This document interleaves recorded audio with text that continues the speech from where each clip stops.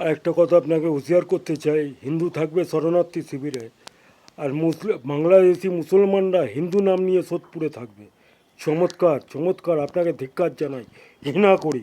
আপনি এক্ষুনি আমাদের দেশ ছেড়ে চলে যান।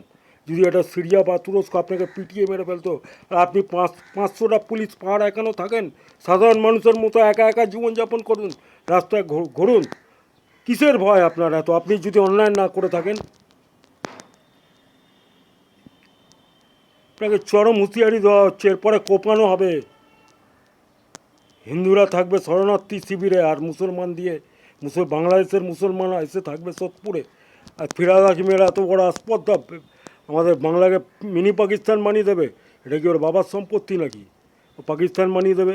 এত হিন্দু বসবাস করছে এত বছর ধরে, তাদের কি কোনো মর্যাদা নেই? যে যা খুশি মুসলমান এসে এখানে যা তা কথা বার্তা, আপনার মতোতে এগুলো হচ্ছে মুসলমান ভোট নেওয়ার জন্য। হিন্দুদের কি আপনি ফ্রি ফান্ডের মনে করেন নাকি? হিন্দুদের জমি জায়গা বাড়ি দোকান সব ফ্রি আছে। ধিক্কার জানাই আপনাকে, ধিক্কার জানাই, ঘৃণা বোধ করি।